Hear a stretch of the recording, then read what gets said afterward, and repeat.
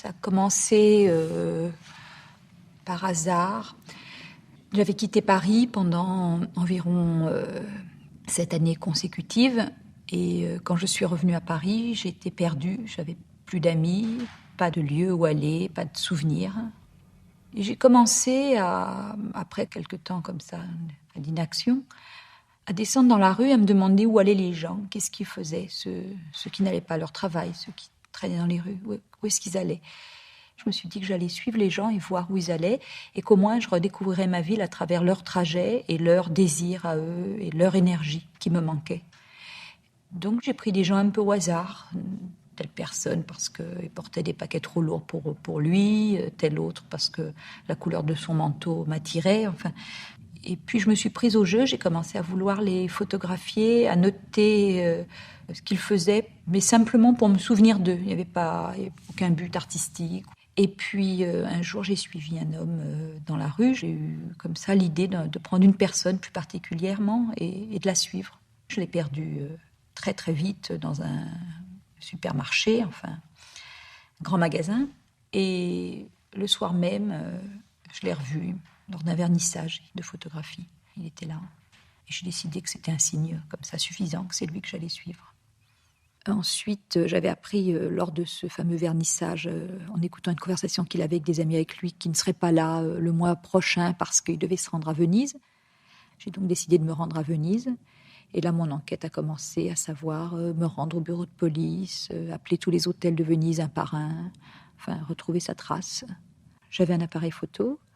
J'avais un petit magnétophone dans lequel j'indiquais quelle rue j'empruntais, mes sensations, mes sentiments sur lui, mes craintes.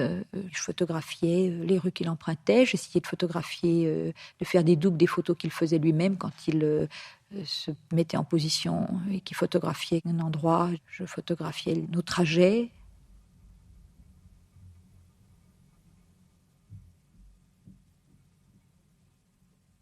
J'attendais devant son hôtel jusqu'à ce que je le perde de vue, que je le retrouve. La journée se déroulait comme ça, à l'attendre. Et je rêvais de pénétrer dans sa chambre, de voir ce qu'il lisait, ce qu'il avait emporté comme vêtements, de l'observer de façon plus proche. Ce qui est intéressant pour moi dans ces projets, c'est que par exemple l'homme que je suis, au début il ne met rien. Ensuite, par la force de l'obéissance au rituel, il devient capital pour moi de savoir qu'il a mangé à 2h30 dans tel restaurant. C'est-à-dire que je deviens obsédée par lui, mais pas sur la base des sentiments, sur la fabrication comme ça d'une obsession. Et puis ensuite, par contre, quand je veux le quitter, quand tout est terminé, eh bien je le quitte. C'est-à-dire que cette personne qui m'était complètement indispensable, dont chaque détail de la vie m'intéressait, le jour où je décide que voilà, c'est fini, il rentre gare de Lyon, au revoir, eh bien je l'oublie. À force de suivre cet homme partout dans Venise, j'ai voulu renverser comme ça l'idée. Je me suis demandé ce que c'était que d'être suivi soi-même. J'ai donc décidé d'engager un détective privé pour qu'il me suive. Pour cela, j'ai demandé à ma mère de se rendre à l'agence du Luc. Et sous un prétexte quelconque, à savoir, je crois que c'était à l'époque le fait que je voyais un homme trop âgé pour moi et que j'avais promis de plus le voir et qu'elle voulait s'en assurer. Elle a donc engagé un détective privé pour qu'il me suive. Ensuite, ma mère a reçu les photographies qu'il avait prises de moi ainsi qu'un rapport écrit. Et moi, parallèlement, au moment où il me suivait, j'ai tenu une sorte de journal en écrivant tout ce que je faisais et pourquoi. Le résultat étant une sorte de double portrait, ma journée vue par moi-même et vue par le détective de la même période. Voilà, c'était un jeu. Donc, je me souviens quand j'ai reçu la planche contact, quand j'ai reçu les photos du détective, j'étais surexcitée, je les trouvais très belles. Il y avait des choses amusantes, par exemple, chaque fois qu'il me photographiait, qu'il y avait vraiment une information, que j'étais avec un homme, par exemple, ça devenait tout flou. On ne voyait pas l'homme. Je me souviens que j'ai adoré son vocabulaire, la surveiller, empreinte, la surveiller, fait ceci. Dans tous ces projets, je ne sais jamais ce que ça va donner. Ça peut complètement... il aurait pu envoyer un rapport qui aurait été illisible, ennuyeux, à périr. Les photos auraient pu... Je ne sais pas, je ne sais jamais. Là, je sais que je me souviens quand j'ai reçu son matériel. Bon, ça y est, c'était clair, ça marchait. Pendant 7 ans, j'ai voyagé en faisant des petits boulots partout où j'allais. Et puis, quand je suis arrivée en Californie, on m'a proposé d'être go-go girl, enfin c'est une sorte de stripteaseuse, une version du striptease.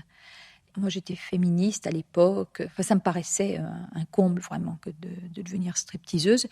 Et donc j'ai refusé. Et ensuite, ce refus m'est toujours resté en travers. Et quand je suis revenue en France, ça m'obsédait cette histoire. C'est-à-dire que je me suis retrouvée à Pigalle à tourner autour des stands de foire foraine, autour des stripteaseuses.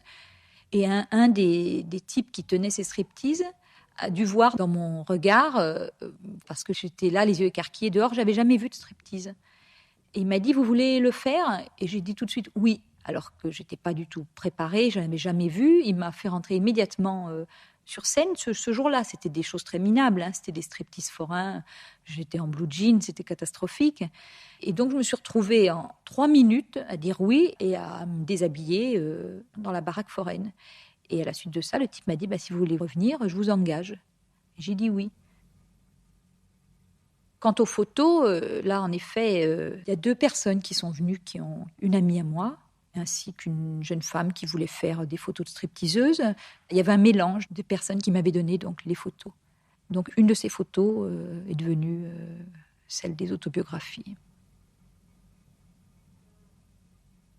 Les histoires vraies, ce sont des récits autobiographiques liés à des moments importants de ma vie, que je considérais comme ça, comme des moments clés.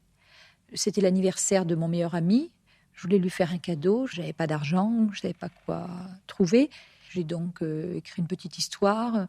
J'ai fait un Polaroid pour prouver qu'elle était vraie, comme j'ai l'habitude de faire avec les photos.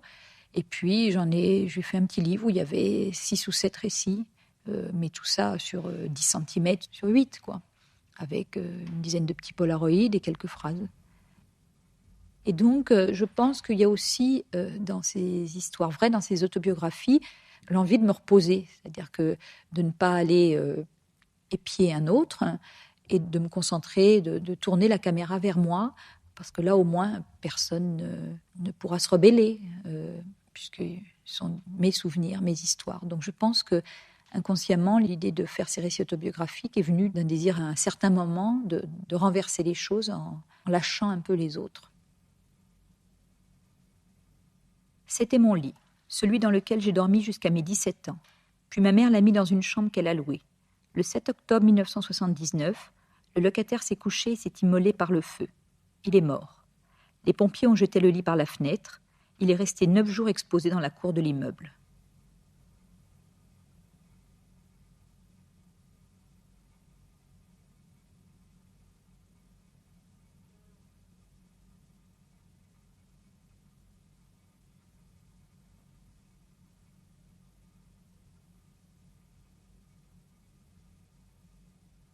J'ai commencé à écrire pour garder des traces. Il s'agissait d'actions bien précises. J'ai commencé à écrire comme on fait des constats policiers, c'est-à-dire l'homme sort de chez lui à telle heure et il emprunte telle rue. Et j'écris encore comme ça, même quand il s'agit de mes autobiographies. Il y a des tas de projets où je ne sais pas trop où ça va. J'ai eu l'idée un jour donc de demander à des aveugles quelle était la plus belle chose qu'ils aient vue. Et puis cette idée m'a paru cruelle, j'osais pas trop commencer. J'avais peur de la réaction du premier aveugle qui m'envoie au diable. Et pendant 1 an, j'ai gardé l'idée comme ça, en ayant peur de demander pour la première fois à un aveugle qu'est-ce que c'était que la beauté. Et puis au bout d'1 an, j'étais à Montpellier, j'ai vu un aveugle qui venait vers moi. Je lui ai demandé s'il était aveugle de naissance, parce que c'est pas évident, il y a peu d'aveugles de naissance. Il l'était, et puis je me suis lancée à l'eau, c'est-à-dire que je lui ai posé ma question. Et il a eu une réponse magnifique, c'est la première que j'ai obtenue. Il me disait, la plus belle chose que j'ai vue, c'est la mer à perte de vue. Et en gros, c'est lui qui m'a donné l'autorisation de commencer, c'est-à-dire que par sa réponse, qu'il a faite le plus naturellement du monde, qui dans ma tête amenait tout de suite une image, par le fait qu'il n'avait pas été choqué, qu'il avait répondu comme si c'était une question évidente, il me donnait le droit de continuer.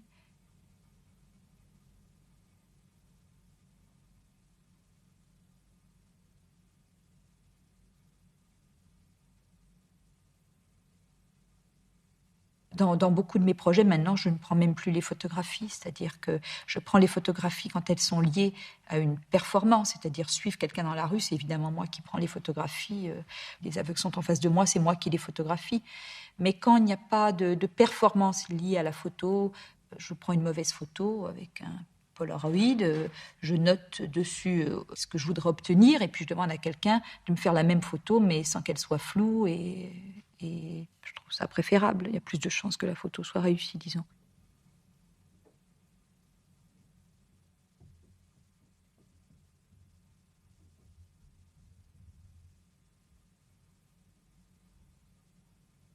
Ça se passe à Minneapolis. Ces photos sont tirées de cassettes, qui sont les documents de la banque. Je suis devenue amie avec une détective privée là-bas qui avait en sa possession des images, des films où on voyait des gens en train de sortir de l'argent des guichets cartes de crédit et avec time-lapse film, c'est-à-dire une photographie toutes les secondes, je crois. Ça, des images arrêtées toutes les secondes. On y voyait des gens qui arrivent comme ça, par exemple, tout sourire pour chercher de l'argent. Et au fur et à mesure que la procédure avance, que l'argent sorte, leur visage se décompose complètement. Ce qui m'a plu dans ces photos, c'est que ce sont des gens qui pensent être seuls face à leur argent. Je veux dire, ce serait comme d'entrer dans un confessionnal ou d'entrer dans un isoloir. Donc, je me suis procuré ces films. J'ai fait des polaroïdes à partir de ces images. C'est la première fois, par exemple, où je me trouve devant des images que j'aime beaucoup. On voit ces gens comme ça dans le noir, leur visage, leurs traits, et sans savoir qu'en faire. Hein. C'est-à-dire que j'ai pour une fois, je suis dans le cas de figure inverse. J'ai le matériel, mais je n'ai pas l'idée. Vous voyez les 3 dernières photos là? Ça, c'est un homme qui m'écrit et qui veut devenir mon esclave ou mon serviteur. Et il m'envoie des photos de lui. Alors j'ai décidé d'obéir. Donc je lui ai écrit qu'il pouvait venir. Je ne sais pas ce que je vais en faire.